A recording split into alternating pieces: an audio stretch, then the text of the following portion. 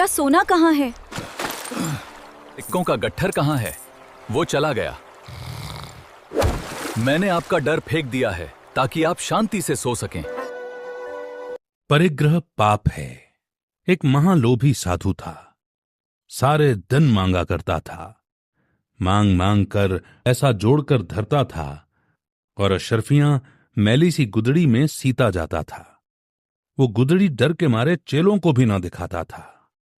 कोई गुदड़ी ले न जाए, रात दिन उसको यही डर रहता था। कमरे में वो गुदड़ी बिछाकर सोता था। अंधियारा देख देख साधु को बुखार सा चढ़ता था और अपने चेले से बार बार कहता, तू सोता है या जागता है? अरे भैया, जागते रहना, मुझे बड़ा डर लगता है। इस तरह साधु चेले को सारी रात जगाता था। दिन निकलते ही साधु बस्ती में दान मांगने चला जाता था। एक दिन चेले ने सोचा, इनको क्यों डर लगता है? आप तो स्वयं सारी रात सोता है और मुझको सारी रात जगाता है।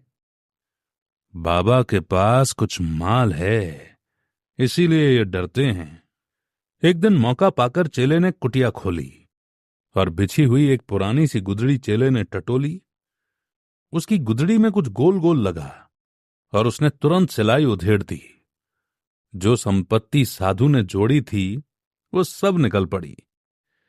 चेला समझ गया कि बस इसी से ही साधु को डर लगता है कि इनको कोई चुरा न ले। लोभी इसी भय से रात भर जगाता है। उसने अशर्फियों की पोटली बांधी और कुएं में डालाया। चेला मन में मुस्कुराया, अब मैंने बाबा का डर भगा दिया। साधु घूम घाम कर नित्य की तरह शाम को आया। दिन छुपते ही कुटिया में घुसा और उसी तरह गुदड़ी पर सो गया।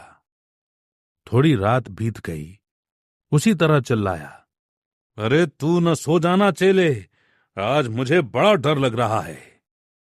चेला बोला, बाबा जी, अब आप निर्भय होकर सो जाओ।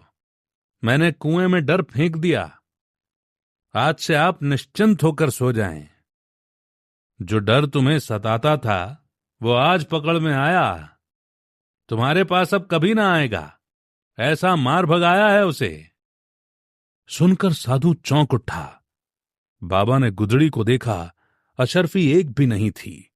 गुदड़ी खाली थी। साधु बोला, अरे चेले, ये तूने क्या हरकत की? सारी उम्र की दौलत तूने फेंक दी। चेले ने कहा, गुरुजी, अब तो इस पापी डर को भग जाने दो। आप चैन से सो और मुझको भी सुख से सो जाने दो। इससे पता चलता है परिग्रह का प्रेम ही दुख का कारण है। परिग्रह के कारण ही कौरवों ने पांडवों को मारने का प्रयत्न किया था।